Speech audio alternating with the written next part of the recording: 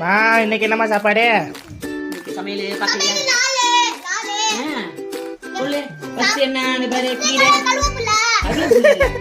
கீரை. கீரைச்சா. அடுத்து என்ன?